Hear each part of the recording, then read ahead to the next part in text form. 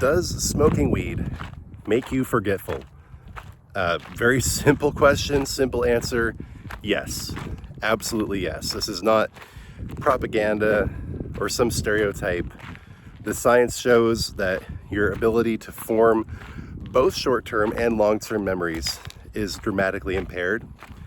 And also, I have experienced this myself. My analysis here might be surprising in some ways though. I don't think that you just like smoke weed one time and have total amnesia or anything like that.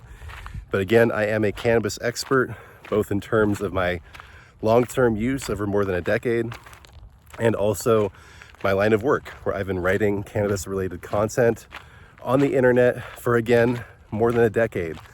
I've read hundreds of studies, so I really know what I'm talking about here. And I can speak from recent personal experience and say that yes, cannabis makes you forget things, like some unimportant things. Like maybe you don't have to remember every single thing that happens to you in a day, but you will lose memories of important experiences with people who are close to you. You will forget what happened to you. And the worst part is that it doesn't cover up the bad parts. Traumatic memories tend to stick with you, even if you continue using cannabis. What you'll forget about is the good times. So before I get fully into it, please make sure that you've liked the video and subscribe to the channel. And today's topic is cannabis making you forget. So THC, the psychoactive component in cannabis sativa, really rewires your brain over time. It doesn't just do it once. This isn't some urban legend about ecstasy burning a hole in your brain the first time you use it. That doesn't happen with MDMA. It definitely doesn't happen with THC, but THC messes up your reward system in your brain. We still don't know the exact pathways, the exact pathophysiology by which this happens, but it most likely has to do with the dopaminergic system, the system that handles dopamine. And we do know that cannabis, that THC acts through two particular neural pathways known as the endocannabinoid receptors, or CB1 and CB2. Your body naturally produces substances that are very similar to cannabinoids. And some people say, wow, that means we're meant to use weed. It's just part of our physiology.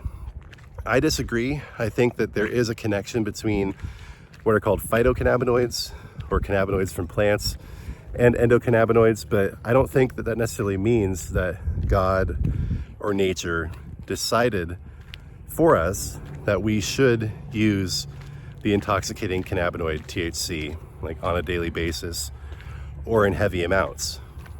Now, one thing I know from personal experience is that the brain is highly resilient, and maybe it's because we do have this built-in system. So things don't get just like immediately disrupted like they do with certain other drugs, like central nervous system depressants, or really strong psychedelic drugs like LSD or DMT. Your brain doesn't just immediately succumb to the memory dampening effects of THC. It's something that I think for me really only set in after I was using it for around 2 to 3 years straight in high concentrations. It was at that point that I really started to lose the ability to form memories. I have general impressions of everything that happened, but often, my wife or my kids will say, hey, remember when we did this? And I'll also have to say, honestly, no, I don't.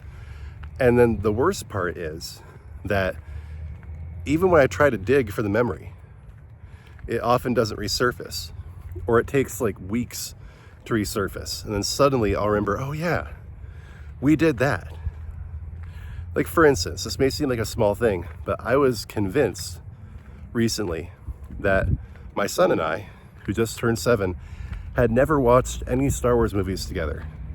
But just a couple months before I quit, it was like March or April, we did watch The Phantom Menace together. We watched episode 1 together, and for weeks after my family was like, hey, yeah, you guys did watch this, it didn't connect for me.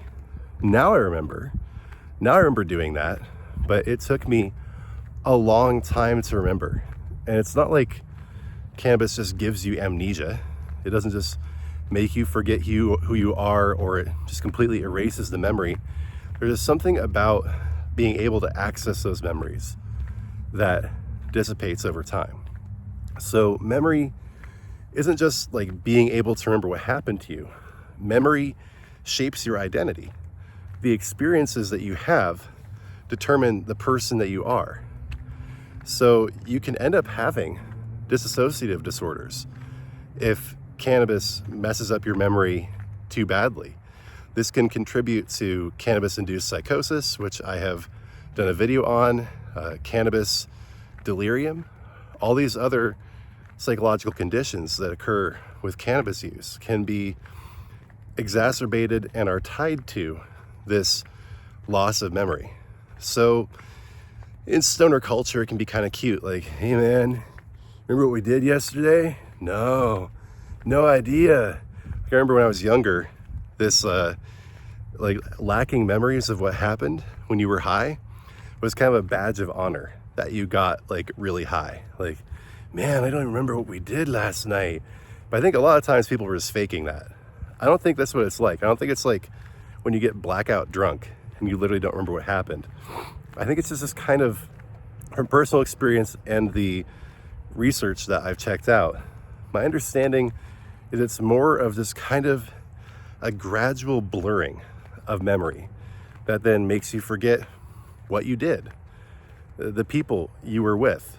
It harms your social identity, and it harms your personal internal identity too. It harms who you think you are, what you think you've done.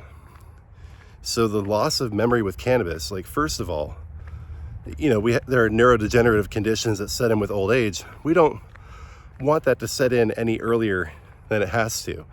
We may end up dealing with things like Alzheimer's disease, other similar conditions due to, you know, environmental toxins, whatever it is. But there's no need to speed that process up. There's no need to give yourself artificially induced neurodegenerative conditions earlier in life. Young people should be able to enjoy their memory for a good long time. And then if these conditions do set in later in life, it's lamentable, but at least you know that you didn't artificially give yourself neurodegenerative diseases, or, you know, the symptoms of them, by using a substance that you could have avoided. This is just kind of a general theme that I'm hitting on this channel, is that the comparative benefits of using THC do not outweigh the negatives. Now, this is something that's backed up by scientific research too, where in all the studies I read, people say, the authors say, well, you know, THC may have some degree of therapeutic benefits, but things like dosing, formulation, etc. are really important. And what they end up saying is, actually, it's the cannabinoids that are not strongly psychoactive, that are not intoxicating, like CBD, CBG, CBC, CBE, CBL. There's tons of them. You have plenty to choose from when it comes to non-intoxicating cannabinoids. And these are the ones that actually have the therapeutic potential. And maybe THC does also have therapeutic potential, but it's covered up underneath all of these other issues that come from its really strong psychoactivity. It very strongly messes with the signaling in your brain. And I guess also with memory formation, which we think happens in the hippocampus, but really we don't know what memories are or where they come from. And I think beyond the science, there's a spiritual component here. As I've mentioned in my videos, I do believe that there is a spiritual entity, a demon, you could say, associated with the cannabis plant.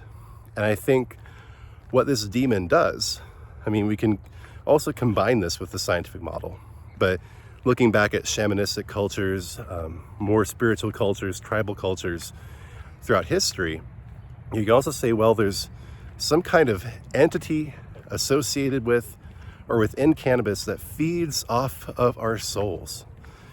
And what are we made of? Memory. We are composed of our memories. That's what our spiritual identities truly are. And as I'm going to get into in the next video, cannabis also feeds off our dreams. Memory, dream, everything that makes us human, that gives us attenuation to spiritual realities, that enriches life, makes us feel human. It all gets eaten away by persistent and heavy cannabis use. And I think there's some merit to the idea of, well, what if you use it just casually or in smaller amounts? Like, sure, you're definitely better off. But I think anyone who consistently uses cannabis in any quantity, whether it's just like, some people say, oh, I just take like 1 or 2 hits a day. Or people say, I only use it on the weekends. But that does rewire your brain. You will have issues of memory impairment. You will have spiritual issues with the erosion of your soul. It's not worth it. Not in any amount, especially when from the same plant, you have other compounds that give you more benefits medicinally without intoxicating you and the associated issues. So yes, weed does erase your memory, or not exactly erase it. It muddies it. It hides it within a cloud of smoke. And that can lead to very serious psychological, emotional, and spiritual problems. Ultimately, losing yourself, becoming dissociated, and then as yourself disappears, what is it that moves in to fill in the gaps? So I appreciate you guys watching. I really do. God bless you. Please do like and subscribe. Check out the video in the corner for more content while you wait for my next video. And I'll be back soon. The next video is going to be about dreaming and cannabis. So make sure to check that out when it comes out, and like and subscribe. God bless you guys. Appreciate you. See you soon.